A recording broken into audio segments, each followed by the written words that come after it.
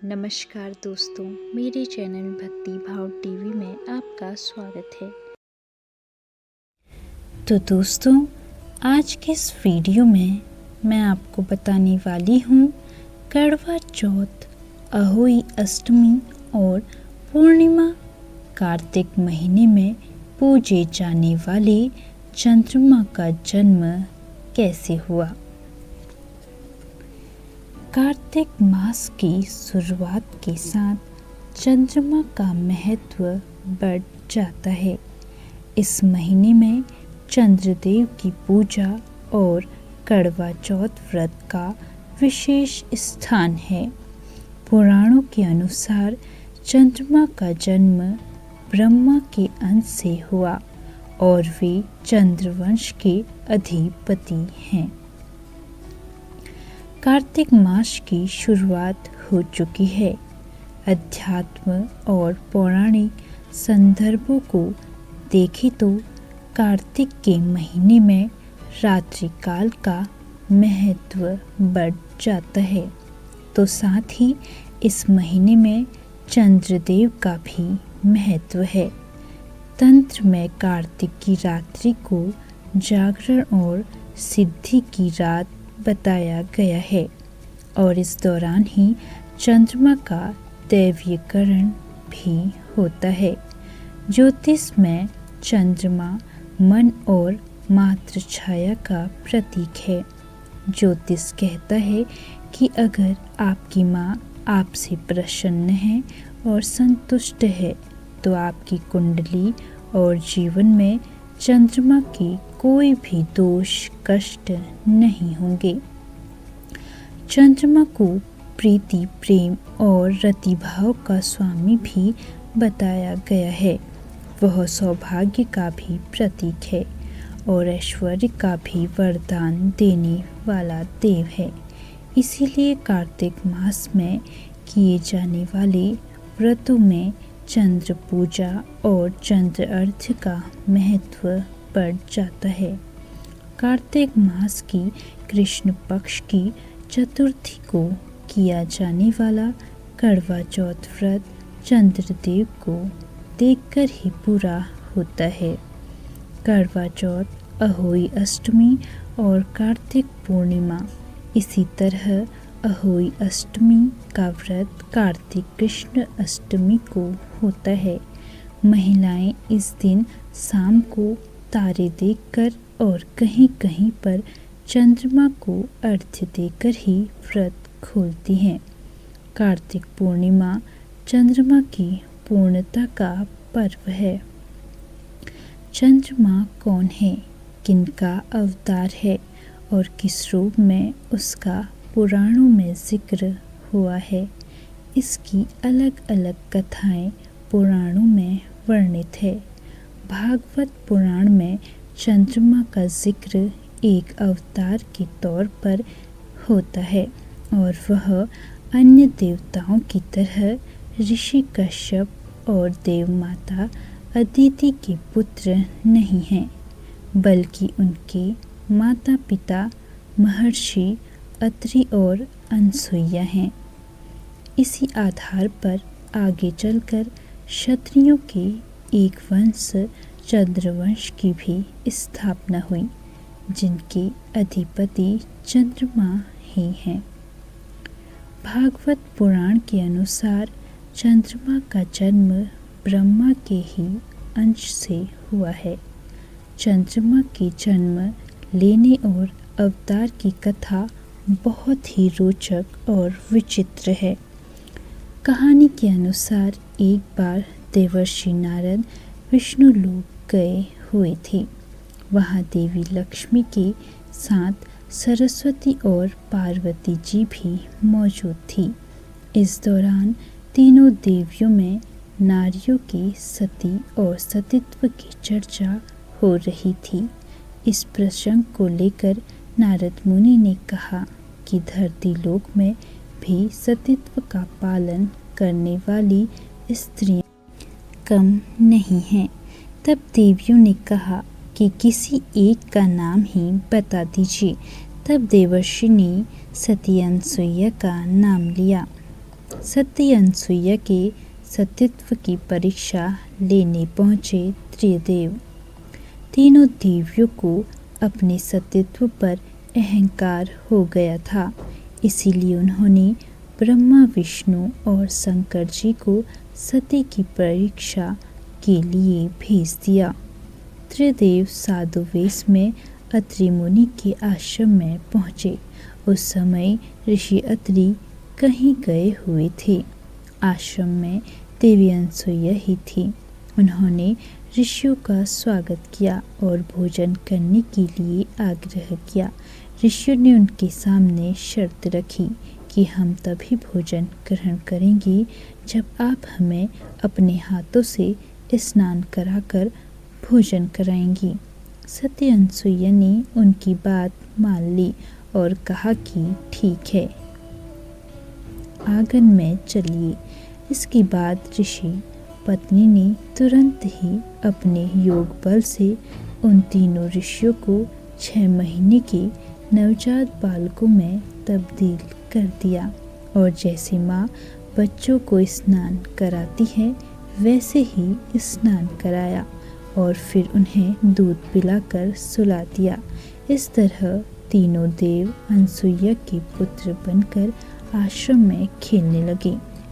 इस तरह वे मानव जीवन के चक्र में बंध गए थे। ऋषि अत्रि आश्रम पहुँचे तो उन्होंने बालकों की दिव्य चिन्ह देखकर उन्हें त्रिदेवों के रूप में पहचान लिया। तब अनसुईया ने उन्हें सारी बात बताई।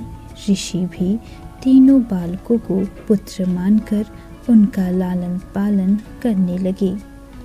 देवताओं ने दिया सती अनसुईया को वरदान। इधर जब कई दिनों से त्रिदेव अपने लोक नहीं पहुँचे तो देवियों को चिंता सताने लगी। वह उन्हें खोजने अत्रि आश्रम पहुँची। सती अनसुईया ने उनका स्वागत किया और आने का कारण पूछा। तब देवियों ने बताया कि हमारे पति आपकी परीक्षा लेने आए थे लेकिन लौटे नहीं, वे कहाँ हैं? तब अनसुईया ने पालने की ओर इशारा करके कहा, धीरे बोलिए, मेरे छोटे छोटे बच्चे अभी सो रहे हैं। आप चाहें तो अपने अपने पति पहचान कर चुन ले। देवियों ने जब पालने में झांका तो चकित रह गई। त्रिदेव नवजात शिशु में बदले हुए थे। तब देवियों ने सती अनसुईया को परम सती माना और उनकी स्तुति कर त्रिदेवों को इस बंधन से मुक्त करने की विनती की। सती अनसुईया ने अपना योग बल खींच लिया और त्रिदेव अपने असली रूप में वापस आ गए। उन्होंने सती अनसुईया को कई वरदान दिए और उनसे मिले माँ के वात्सल्य और प्रेम का मान रखते हुए अपने अपने अंश से एक एक बालक उसी शिशु रूप में छोड़ गए। ब्रह्मा के अंश से हुआ चंद्रमा का जन्म। इनमें ही ब्रह्मा जी के अंश से चंद्रमस का जन्म हुआ। शंकर जी का अंश दुर्वासा कहलाया और भगवान विष्णु के अंश से दत्तात्रेय का जन्म हुआ। चंद्रमस ने ही बड़े होकर वेद, वेदांत और सभी शास्त्रों का अध्ययन किया। इसके बाद 1000 वर्षों की कठोर तपस्या की।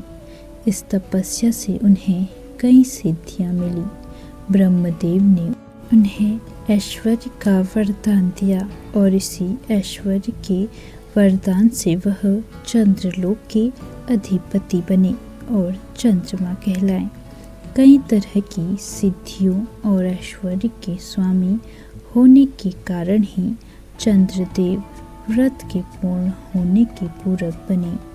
ऋग्वेद में उन्हें सोम कहकर पुकारा गया है और सोम सुक्त चंद्रमा की ही वंदना और यज्ञ आह्वान के लिए गाई जाने वाली स्तुति है।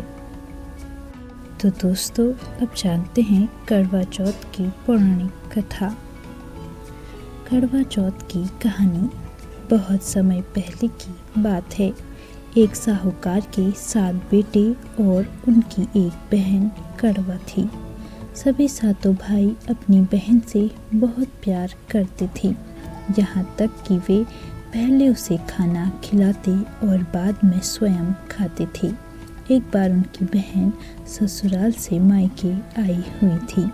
शाम को भाई जब अपना व्यापार व्यवसाय बंद कर घर आई तो देखा उनकी बहन बहुत व्याकुल थी। सभी भाई खाना खाने बैठे और अपनी बहन से भी खाने का आग्रह करने लगे, लेकिन बहन ने बताया कि उसका आज करवा चौथ का निर्जल व्रत है और वह खाना सिर्फ चंद्रमा को देखकर उसे अर्घ्य देकर ही खा सकती है, जो कि चंद्रमा अभी तक नहीं निकला है। इसलिए वह भूख प्यास से व्याकुल हो उठी। सबसे छोटे भाई को अपनी बहन की हालत देखी नहीं जाती और वह दूर पीपल के पेड़ पर एक दीपक जलाकर चलने की ओट में रख देता है। दूर से देखने पर वह ऐसा प्रतीत होता है कि जैसे चतुर्थी का चाँद उदित हो रहा हो। उसके बाद भाई अपनी बहन को बताता है कि चाँद निकल आया है, तुम उसे अर्घ्य देने के बाद भोजन कर सकती हो। बहन खुशी के मारे सीढ़ियों पर चढ़कर चाँद को देखती है, उसे अर्घ्य देकर खाना खाने बैठ जाती है। वह पहला टुकड़ा मुंह में डालती है तो उसे छींक आ जाती है, दूसरा टुकड़ा डालती है तो उसमें बाल निकल आता है और जैसे ही वह तीसरा टुकड़ा मुंह में डालने की कोशिश करती है तो उसके पति की मृत्यु का समाचार उसे मिलता है। वह बौखला जाती है। उसकी भाभी उसे सच्चाई से अवगत कराती है कि उसके साथ ऐसा क्यों हुआ। करवा चौथ का व्रत गलत तरीके से टूटने के कारण देवता उससे नाराज हो गए और उन्होंने ऐसा किया है। सच्चाई जानने के बाद कड़वा निश्चय करती है कि वह अपने पति का अंतिम संस्कार नहीं होने देगी और अपने सतीत्व से उन्हें पुनर्जीवन दिलाकर रहेगी।